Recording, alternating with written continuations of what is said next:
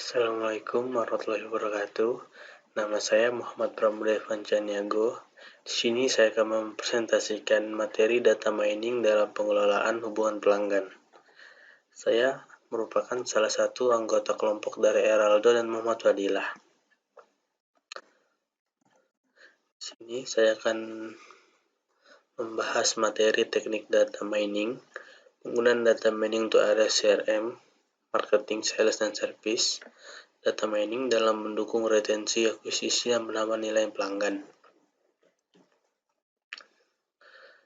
Data mining adalah penggalian data dan informasi yang besar. Dari data yang besar ini dapat bermanfaat bagi database yang besar serta digunakan untuk membuat suatu keputusan bisnis yang sangat penting. Teknik pembelajaran tersedia untuk setiap jenis model data mining.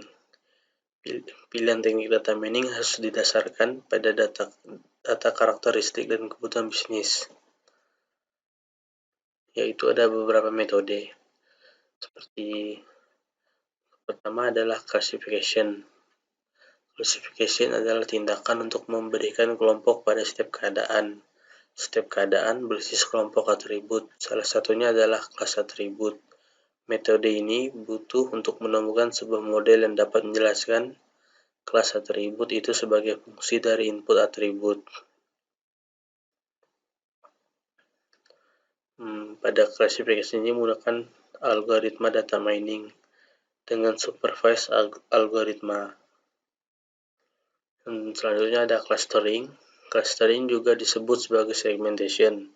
Metode ini digunakan untuk mengidentifikasi kelompok alami dari sebuah kasus yang didasarkan pada sebuah kelompok atribut. Mengelompokkan data yang memiliki kemiripan atribut. Algoritma clustering mengelompokkan kelompokan data ke dalam 3 segmen. Clustering adalah metode data mining yang unsupervised, karena tidak ada satu atribut pun yang digunakan dalam membantu proses pembelajaran. Jadi seluruh atribut input diperlakukan sama. Kebanyakan algoritma clustering membangun sebuah model melalui serangkaian pengulangan dan berhenti ketika model tersebut telah memusat atau berkumpul. Yang ketiga ada association. Association juga disebut sebagai market basket analysis. Sebuah problem bisnis yang khas adalah menganalisa tabel transaksi, penjualan, dan mengidentifikasi produk-produk yang seringkali dibeli bersamaan oleh customer. Kesamaan yang ada dari data pembelian digunakan untuk mengidentifikasi kelompok kesamaan dari produk dan kebiasaan apa yang jadi guna kepenting cross-selling. Sebagai contoh itu kayak orang membeli susu, pasti dia biasanya membeli keju. Nah, metode ini memiliki 2 tujuan. Untuk mencari produk apa yang biasanya terjual bersamaan, atau untuk mencari tahu apa aturan yang menyebabkan kesamaan tersebut. Yang keempat ada regression. Metode regression mirip dengan metode classification. Yang membedakannya adalah metode regression tidak bisa mencari pola yang dijabarkan sebagai kelas. Metode regression bertujuan untuk mencari pola dan menentukan sebuah nilai numerik. Regression digunakan untuk memecahkan banyak problem bisnis. Contohnya untuk memperkirakan metode distribusi, kapasitas distribusi, musim, dan untuk memperkirakan kecepatan angin berdasarkan temperatur, kelembapan, serta tekanan udara. Selanjutnya yang kelima ada forecasting. Forecasting adalah metode data mining yang sangat penting. Sebagai inputnya teknik, forecasting akan mengambil sederetan angka yang menunjukkan nilai yang berjalan seiring waktu.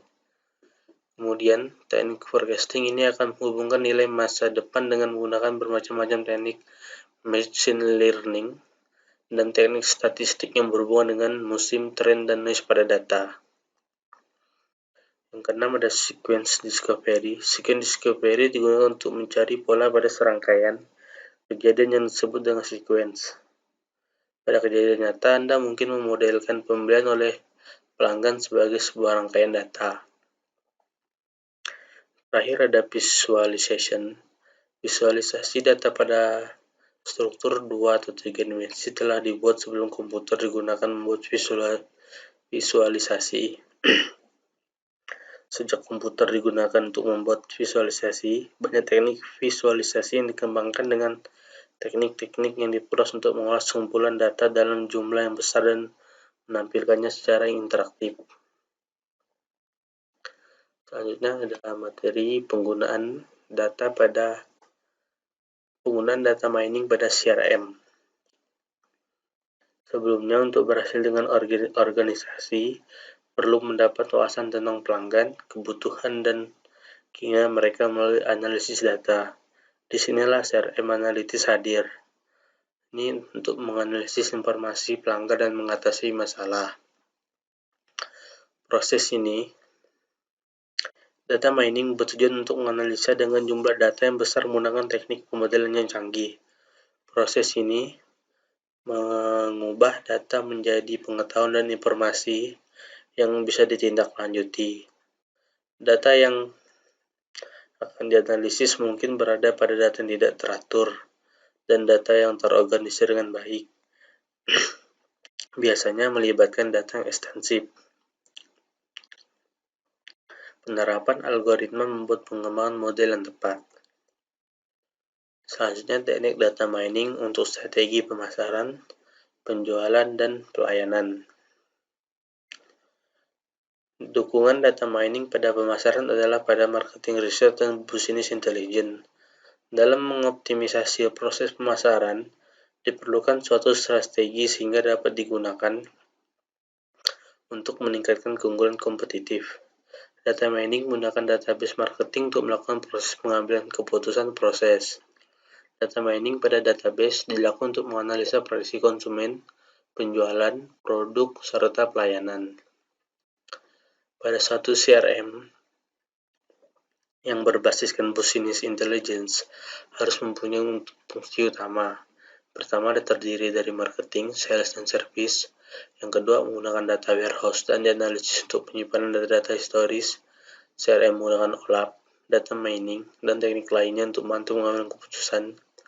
Dan yang ketiga adalah mengoptimisasi bisnis proses. Peranan data mining sangat penting khususnya pada area pemasaran. Data mining digunakan untuk mendukung sukses CRM. Proses data mining untuk menghasilkan suatu pola sangat tergantung atribut-atribut yang digunakan. Atribut ini berisi data-data yang digunakan untuk melakukan proses mining. Atribut yang sering digunakan untuk melakukan segmentasi konsumen adalah data konsumen, produk, demografi, perilaku konsumen, transaksi, RVMDC, RVM atau referensi, frekuensi monetary, dan LTV atau lifetime value. Selanjutnya ada data mining dalam mendukung retensi, akuisisi, dan penambahan nilai pelanggan. Data mining sudah menjadi suatu piranti yang sangat populer dalam menangani banyak isu bisnis yang kompleks. Tujuan dari berbagai penerapan data mining dalam bisnis adalah untuk menyelesaikan suatu masalah yang sangat memberi pressure atau untuk mencari peluang bisnis yang bisa dimunculkan untuk membuat keunggulan kompetitif yang berkelanjutan. Selanjutnya ada peranan data mining dalam retensi. Ini bisa dilihat dari sebuah bank. Data mining bisa membantu bank dengan cara berikut. Pertama ada mengotomatisasi proses aplikasi pinjaman atau utang dengan memprediksi secara akurat mengenai para pemangkir atau pengempal utang yang paling potensial. Kedua ada mendeteksi penipuan pada kartu kredit dan transaksi online secara perbankan. Yang ketiga, mengetahui cara-cara dalam memaksimalkan customer value dengan menjual ke mereka produk-produk dan layanan yang paling cenderung mereka beli. Yang keempat, mengoptimasi cash return dengan memprediksi secara akurat cash flow pada entitas perbankan, misalnya mesin-mesin ATM dan cabang-cabang kantor bank. Selanjutnya ada peranan data mining dalam akuisisi dan penambahan nilai pelanggan. Untuk itu, data mining dapat dipilih sebagai sistem yang tepat untuk kemajuan perusahaan.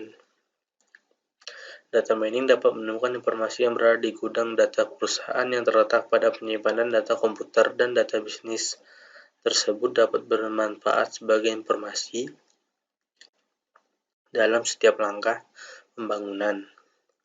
Data mining juga dapat memprediksi keuntungan perusahaan dari pelanggan. Data mining memainkan peran penting dalam proses manajemen hubungan pelanggan dengan mencakupi interaksi pelanggan dengan data dan perangkat lunak manajemen. Program manajemen hubungan pelanggan yang menggunakan data mining dapat mengakibatkan peningkatan nilai pelanggan perusahaan bila digunakan sistem yang tepat. Sekian presentasi dari saya. Mohon maaf jika terdapat kekurangan dalam menyampaikan materi dan salah kata. Wabillahi taufiq wal hidayah. Wassalamualaikum warahmatullahi wabarakatuh.